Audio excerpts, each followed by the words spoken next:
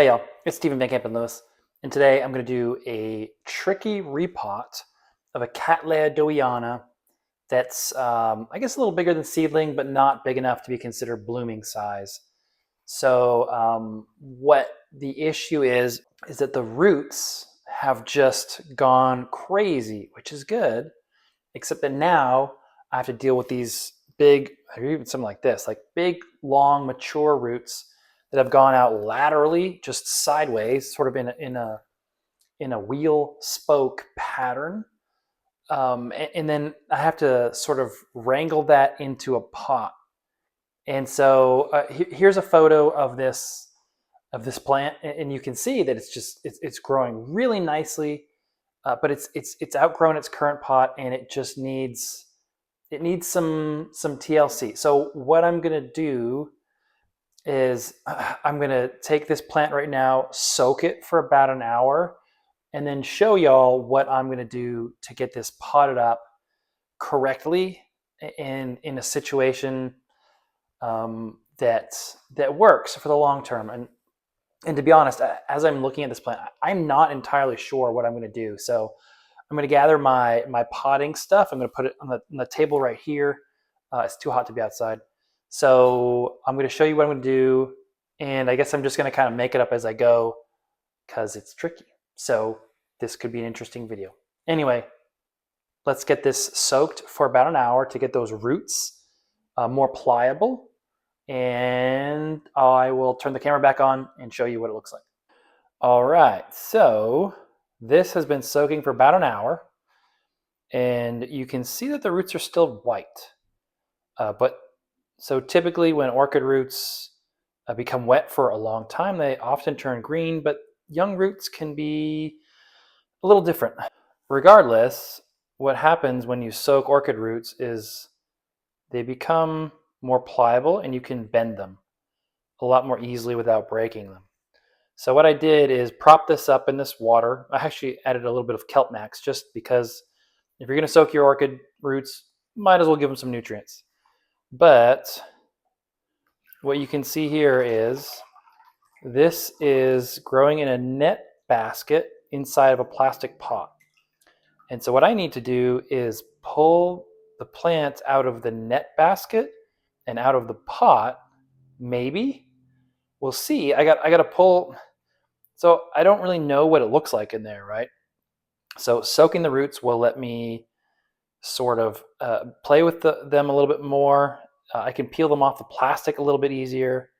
And my goal is to put them in this pot.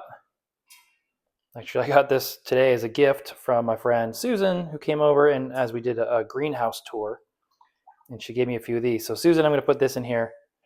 This looks like it should fit. I don't think that I'll need to cut any of the roots. I think that I can simply sort of spin the plant into the pot once I pull it out of here and then add the orchiata. We'll see though. So what I'm going to do is I'm going to drain this bowl and I'm going to pot in here, of course, since I'm inside and I don't have the ability to just be messy the way that I normally do outside. And then let's see what these roots on the inside look like. All right, so let's see what this looks like. Oops. So you can see the name of this one is Seedling by Self. Hopefully this turns into a really nice looking flower. I have a thing about pulling the sheaths off, so I want to do that right away. And let's see if we can just slip this out. So what I'm doing here is I'm sort of squishing the pot so that the roots inside the pot hopefully pop off. All right, so lost one there, not a tragedy. Looking pretty good. I'm pretty happy with this. These roots look good. And so now the trick is, and notice this is potted in sphagnum, which is going to be different than what I'm growing in Now, so these roots are going to be adapted to some form of sphagnum in the pot or just growing in the air, which is not necessarily great for potting in orchid, which is what I'm going to do. So I'm a little on the fence. You know what I could do is I could pot it like this and then just put backfill with media. Of course, after getting these roots down in the pot. But I think what I want to do actually is get this plant out of the pot. I think I'm going to cut it off. This plastic pot, these net pots are usually pretty easy to cut. And then sort of let the roots go out. I'm not going to untangle, but I am going to pull out the sphagnum.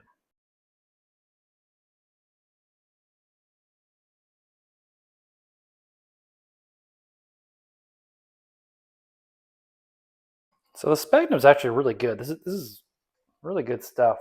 These are healthy roots, good looking media. You know, ideally, you don't have to repot such things. My preference for repotting is only when the media is bad or only when the plant outgrows the pot. I guess you could kind of argue that the roots have outgrown the pot, but the media is still really good. So this was probably only repotted, you know, a year or two ago.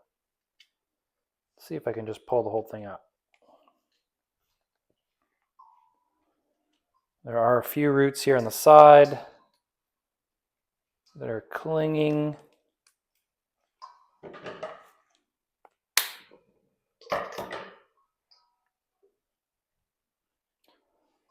See if we could tuck them in, and then if not, we'll just cut them off. Oh, there we go. Good. So yeah, since I am going to be using bark, I do want to get this sphagnum out. You don't have to be like ultra diligent and get every last single piece out, but I think doing as much as you can while being relatively kind of the roots is the best way to go forward.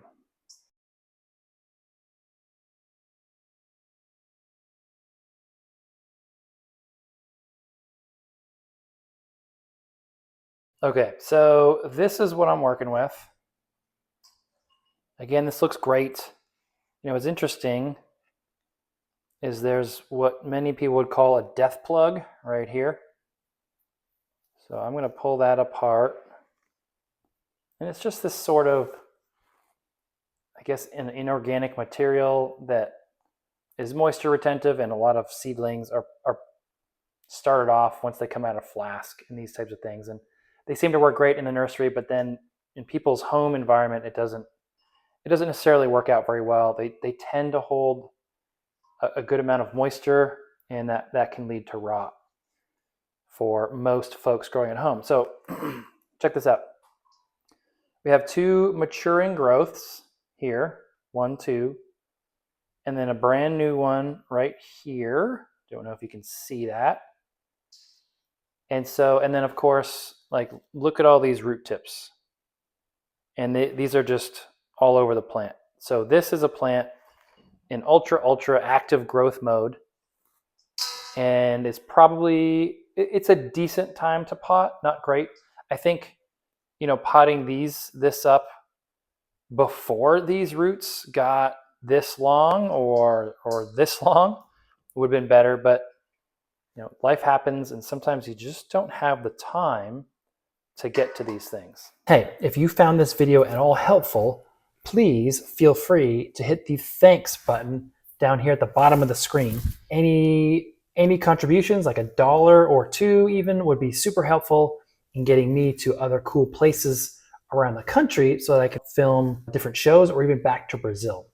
As always, thank you very much appreciated. So here's my orchid. This is pretty chunky. I think I want something smaller, especially since this is in a terracotta pot. I'm going to send this back to my garage and then get something a little smaller. So that other mix that I showed was probably 2 or 3 times bigger and is great for mature plants in a larger pot, but you know, this is not a huge plant. It's not a huge pot. and it's terracotta, so it's going to dry a little more quickly. So I'm going to use this smaller mix that I have also from my garage. So I'm going to add a little bit to the bottom of the pot.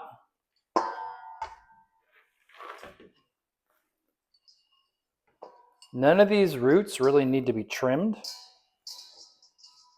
So what I'm going to do is just kind of spin this guy into the pot.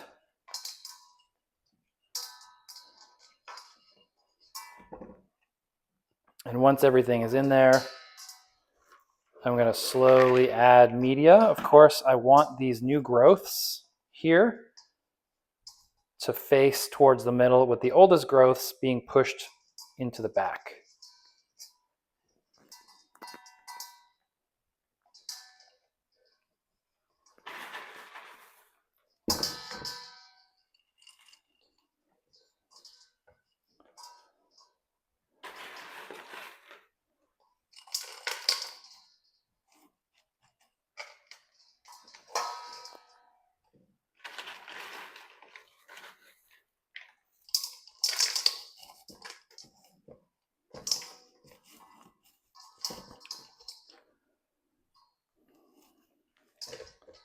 So you can see that I've accidentally pushed the plant more this way than I want it to be. I want these guys to be in the middle, and they are, so it's not terrible.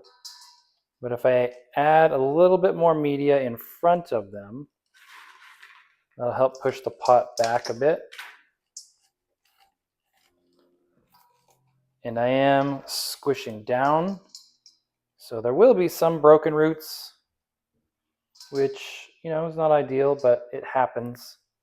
Life goes on. And you know what I can do? You get these flyaways and cut them off. And that typically tells the root. So I cut this one. This will typically tell the root to branch more and continue growing. So what I'll do is hopefully I'll have a bunch of new branching roots from these. I only cut 3 out of, you know, however many you saw earlier. And same with this one here. So we'll see. I think this is good. Now, if I was outside, which is where most of my Cattleyas are, if I was outside, I would take some sort of device and squish it down so that as the wind blows, it's not moving around.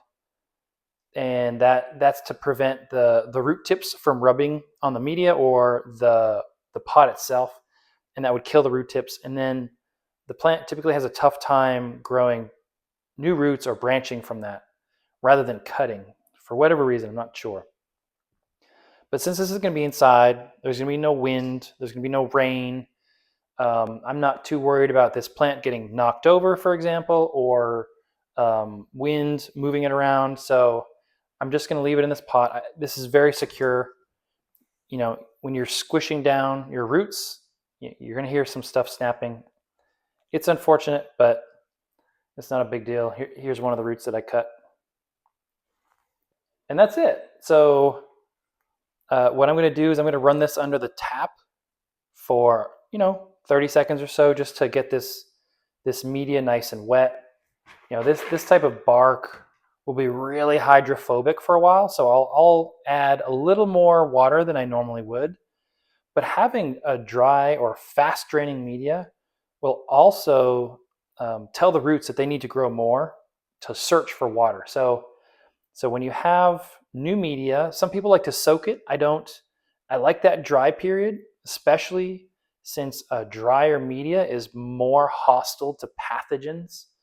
And then, you saw me cut some roots, so there's definitely entry wounds where pathogens can get in. And there'll be some inside the pot as well where I kind of squish the media down and there's just natural breaks in the roots. So a dry media makes the roots grow back a little faster since they're searching for water. And it also creates an environment in which pathogens are less likely to take hold and harm the plant. So it's sort of a win-win. And that's why I don't soak the media at all. I will, like I said, I'm going to run water through this just to kickstart that that process that lets the water into the media, but it'll be dry probably tomorrow. So, and that's it. If you have any questions, let me know. If you saw something that you think is weird, definitely let me know, and hopefully I can answer in the comments. Otherwise, I hope to be showing this in full bloom to you maybe this time next year.